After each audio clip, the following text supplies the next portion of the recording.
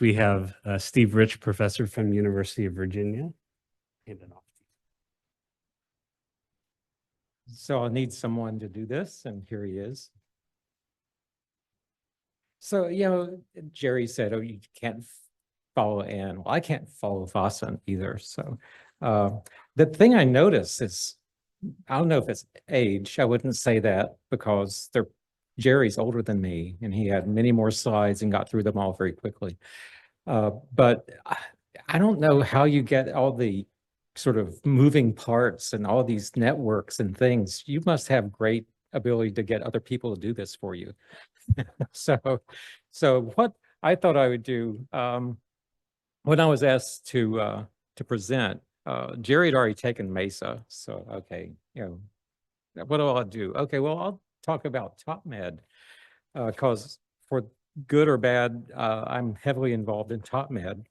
And the title is Built Upon the Shoulders of Giants. And if you Google Built Upon the Shoulders of Giants, the AI overview says what it means is that something new is achieved by leveraging the knowledge, work, and discoveries of those who came before.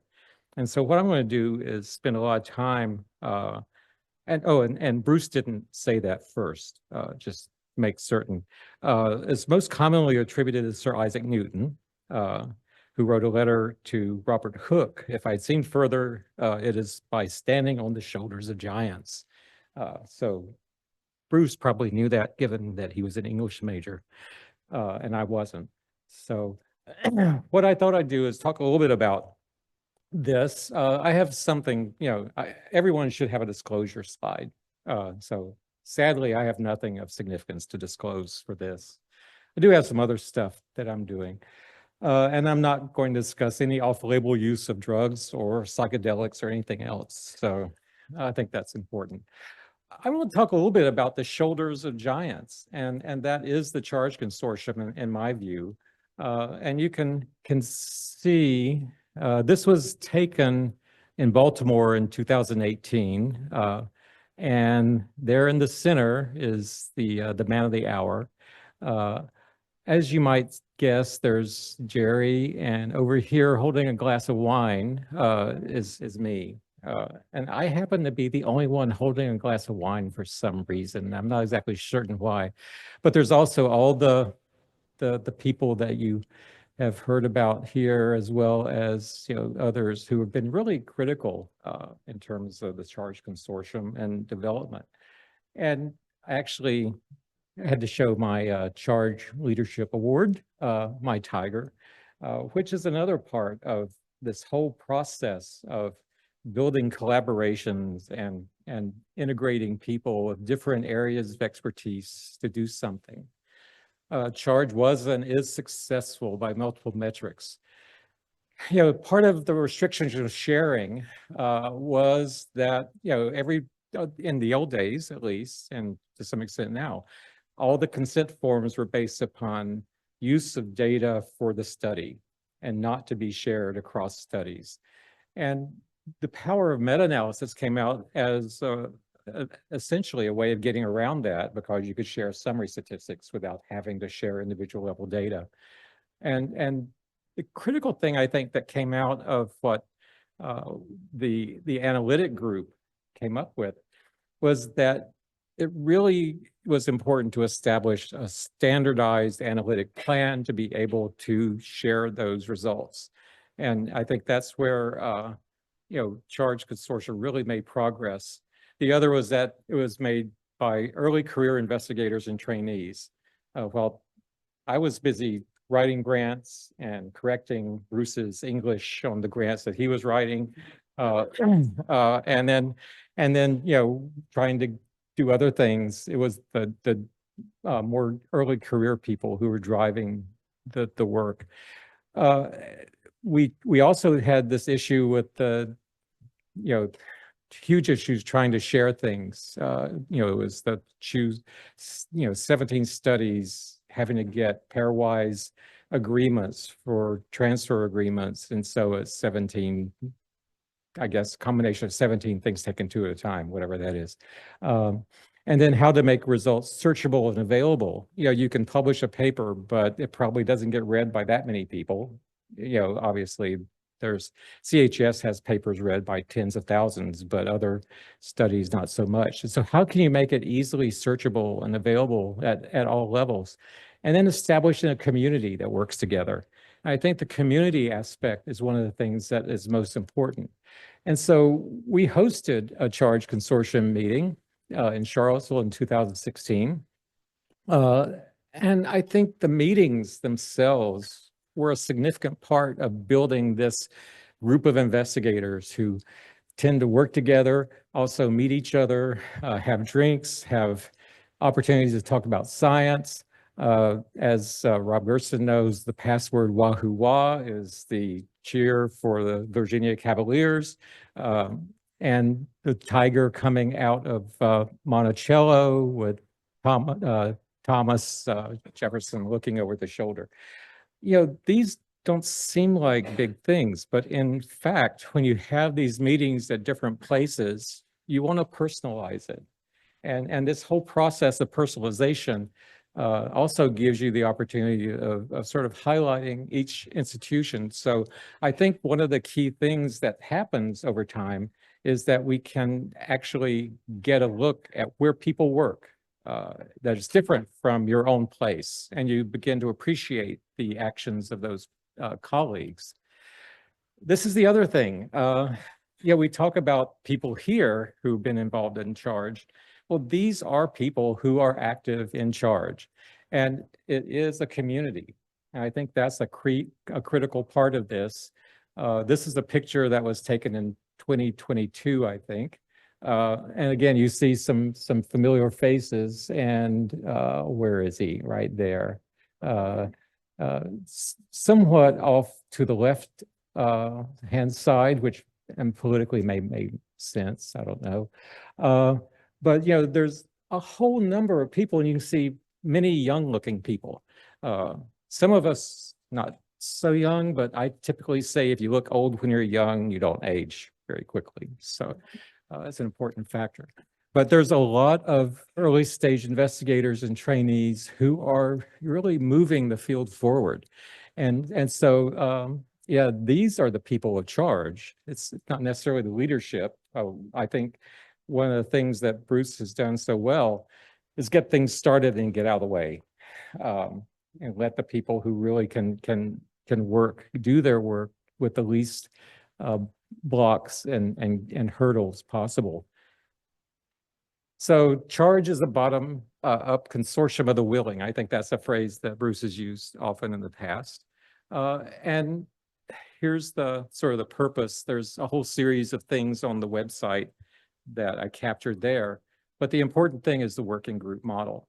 And I think the working group model is probably not invented by Charge, but it was implemented to its full extent in Charge, where again, you have characteristics of being in a working group, using data, generating manuscripts, importantly, supporting the junior investigators or the people who do the work to get the appropriate authorship. And I think that's something that we've all tried to do in our careers, but this sort of made it more obvious that this is a guide for how we can identify those who did the work and should get the credit. The other part is that we've had, our group has helped in some respect in terms of setting up a way of trying to get results of the Charge papers out to the community. And so we set up with some significant support from the dbGaP staff, our dbGaP website, which those of you who are interested, it's PHS 000930. It's now version 11. And we have a whole series now of summary statistics can be seen without having to apply for dbGaP authorization.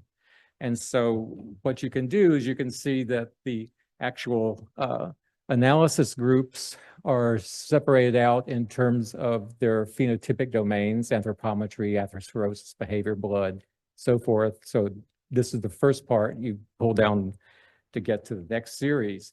But then you can actually see for each sort of analysis what type of results you can find. in this case, looking at specifically the dB-GAP collection, NHLBI, heart failure-related dB-GAP data, no IRB requirement, cardiovascular diseases, prospective longitudinal cohort, various information, and then you can get the genetic analysis. In this case, on a circle plot, you can see for a given chromosome, sort of what is the most significant SNP. In this case, it's RS22113. 868. The SNP ID, the p-value is 2 × 10⁻³ so it is significant. The sample size is 1.2 million individuals, and the effect of that SNP allele is the allele A. And so you can get a whole series of information very quickly through the information. Whoops, I just did something, I think. Now it's back. Now, charge was it successful, so why not copy it?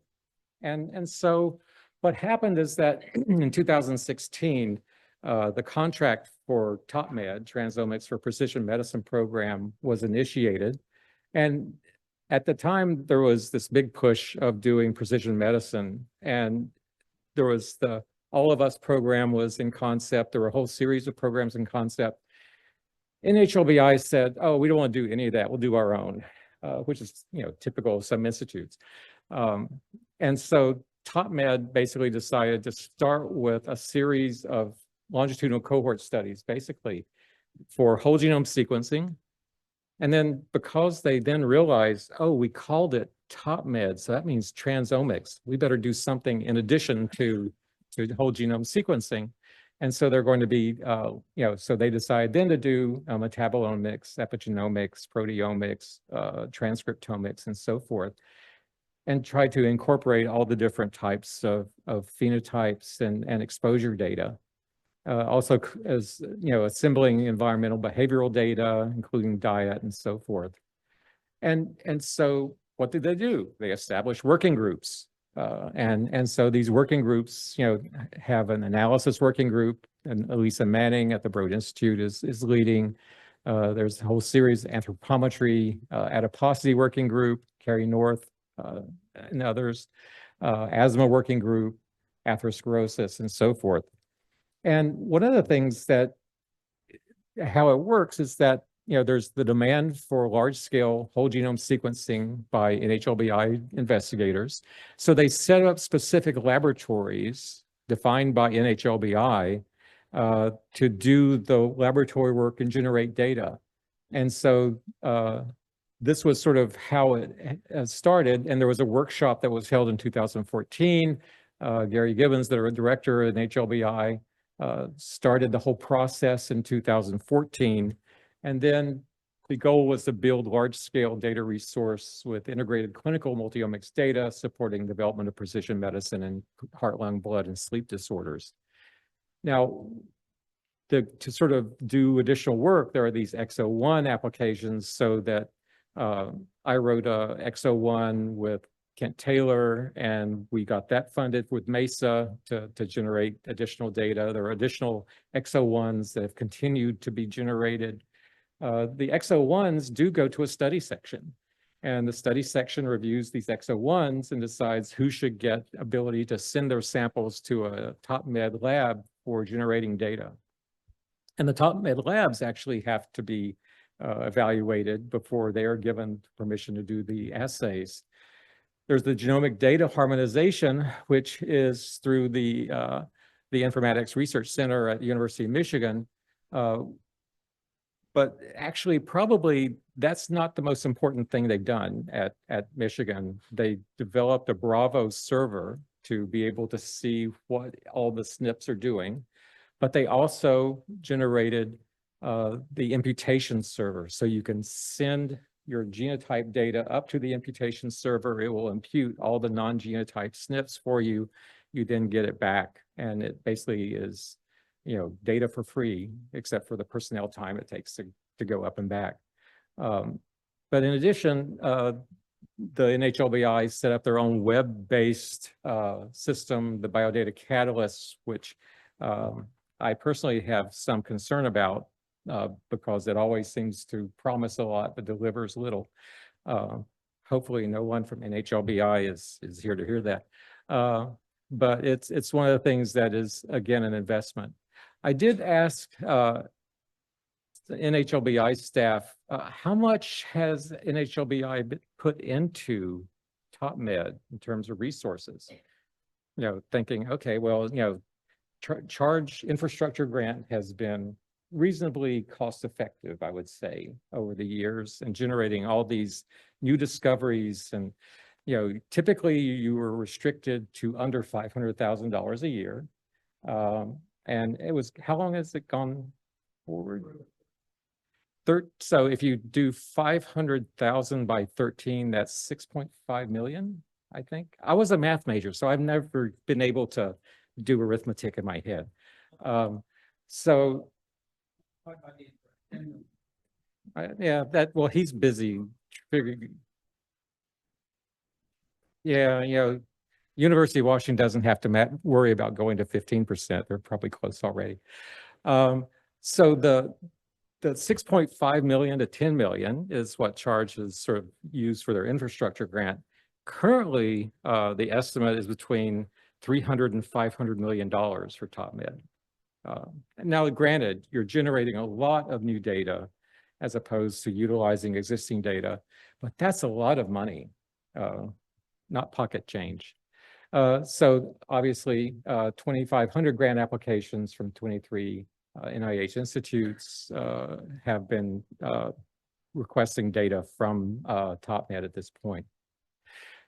Now, what about the databases across the lifespan? I mean, this is something that Vasan referred to, and I've been thinking about this as well. You know, where is, you know, the science going when institutes are not interested in starting new cohorts, and they're also interested in trying to assemble as much information longitudinally at the same time? In many ways, it's sort of the idea of the synthetic cohort, where you're trying to pull things together at different ages of different people and pull them together so that you have at least the information you can use to make new discoveries. Now, that also assumes that the data you have on each of those synthetic components will be similar enough that you can harmonize across the lifespan and the phenotypes. But in the top med area, currently there's 35% of participants in top med, which accounts for 62,000 individuals, are some more focused on heart disease. 28% or about 50,000 individuals on lung, 11% of blood, pure epidemiologic cohorts. I don't know how they define that, because most of the top med cohorts are epidemiologic, and I would say are pure. 43,000 individuals and some sleep as well. But if you look at also the ancestry component, they really focus on diverse ancestry. 40% European, 29% African American, 19% Hispanic Latino, and so forth. But I think the question becomes, again, following up on what Vasan has presented, the ancestry participants in, say, MESA or WHI or other, maybe CHS, Cardia, may be different than what you see in the Southeast rural population. So I think we have to, recognize that, yes, it's great to have diversity in ancestry, but it's also great to have diversity in population, where the geography and social information. Again, it's primarily adult population, more women than men. And if you look at the longitudinal cohorts in top med, you can see that there's RNA-seq is in blue, DNA methylation in red, metabolomics in green, and proteomics in purple. MESA happens to have 3 time points, and this is some time ago, about 6 or 8 months ago, I guess. A large number in all 4 groups. Cardia has all 4. Jackson has 4, but not so many in RNA-seq. Depends on the types of samples that were collected and how they were stored. But the idea is that NHLBI is going to try to square off the data. for the different types of omics as well as the different types of individuals across exams. So one of the things that NHLBI has just released, and again, building on what Boston has said, there's a large amount of biodata catalysts information there. And you have clinical studies, genetics, functional genomics, cells, radiogenomics, genotype, environment. But there's a whole new focus on use of artificial intelligence, machine learning, so forth, deep learning methods to try to understand, the relationships that have yet to be discovered and more nuanced relationships using these new methods. It's interesting because there's some deep learning methods that utilize time series, so you'd think it'd be very appropriate for longitudinal data. And looking at the relationships that way. And you could think about how you can combine into the synthetic cohort across the lifespan using these types of information. And then whatever you come up with, you have the ability to go back and test the models. Because the models are now more interpretable than they were as the black box models from original. So about looking at it, we actually probably have about a century of birth cohorts.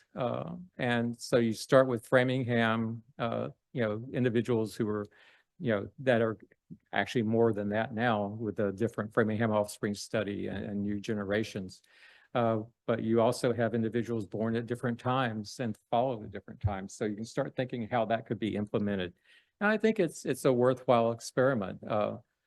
The experiment actually has been discussed probably for at least a decade about building a synthetic cohort.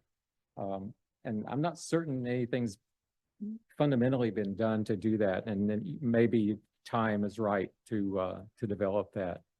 And so you have the greatest generation, the silent generation, the baby boomers, of which I'm one. I'm not a member of any study, but I'm a member of the baby boomer time, and Generation X.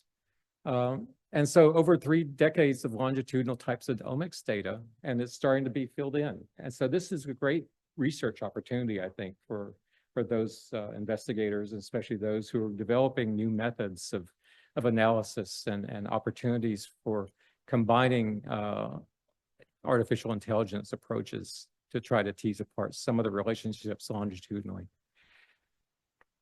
Yeah, so, the most used top med products, as mentioned, Bravo and the imputation server. I think that's without doubt, but not dbGaP. Whereas we have a huge amount of information on charge in dbGaP, that's it pretty much on the lower left-hand side. So this is sort of charge set the stage for collaboration, for research, for training, for dissemination of findings, for establishing a collegial spirit and community, and also having a really good time. I can remember hosting it in Charlottesville. The important thing to me was I learned if you don't ask, you don't get.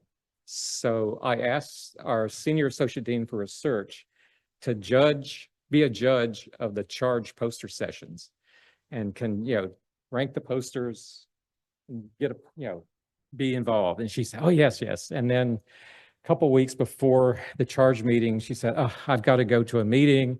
I'm sorry, I can't do this anymore. I said, well, that's okay, I understand, but could you pay for the alcohol at the group dinner? And so we had a group dinner of about 120. We took over a restaurant, and she paid for all the alcohol at the group dinner. I didn't try that again, but it worked. And I think the people in charge and attending the meetings have a great time. It's a real buzz because of the science, but it's a real buzz because of the community. And I think that's where I'd like to stop. And thank you for your attention.